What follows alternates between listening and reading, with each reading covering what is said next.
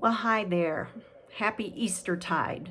We are in that season now between Easter and the Ascension of Christ and Pentecost. And so in these days, we will hear several post-resurrection stories.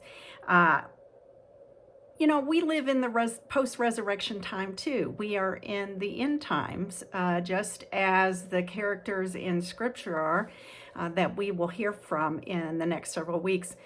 One of my favorite post-resurrection stories is the story of when Jesus, the risen Christ, comes back and the disciples have been out fishing on the boat all night and haven't caught anything.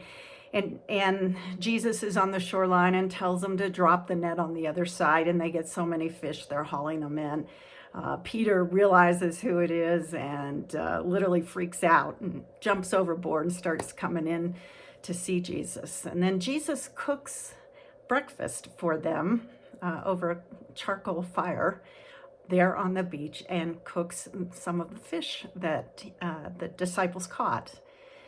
And then the part I really love is this very intimate stroll that Jesus, the risen Christ, takes with Peter down the shoreline. And as they walk along, Jesus says, "Peter, do you love me?" Remember, this is the first time they've had any real encounter since Peter denied Jesus before the crucifixion. And so here they are having this wonderful, intimate conversation. And then Jesus says, "Peter, do you love me?" And Peter says, "Lord, you know I do." And he says, "Feed my lambs." And then Jesus says that again. He says, "Peter, do you love me? Then feed my sheep." And the third time, you can tell that Peter's wounded by the question. But Jesus goes ahead and asks as well. He says, "Peter, do you really love me?" Peter says, "Gosh, Jesus, you know I do. I don't know what else to say. I love you, yes." And then Jesus tells him again, "Feed my sheep." I love that commandment so much that when I was ordained an elder in West Ohio, we have banners that are carried in, and I had at the top of the banner, "Do you love me? Feed my sheep." I think that's the role of all of us as Christians. And so as we go into this post-resurrection time, I think that's a good thing to keep in front of us. And so I would ask you, just like they saw some sightings of the risen Christ, where have you seen the risen Christ at work in your life? Where have you seen God at work, maybe in you? I love that Teresa of Avila saying that goes like this. I'm going to read it to you. "Christ has no body but yours, no hands, no feet on earth but yours. Yours are the eyes with which he looks, compassion on this world. Yours are the feet with which he walks to do good. Yours are the hands with which he blesses all the world. Yours are the hands, yours are the feet. Yours are the eyes, yours are his body. Christ has no body now but yours. No hands on feet or feet on earth but yours. Yours are the eyes with which he looks upon this world with compassion. Christ has no body now on earth but yours. Yours and mine, ours."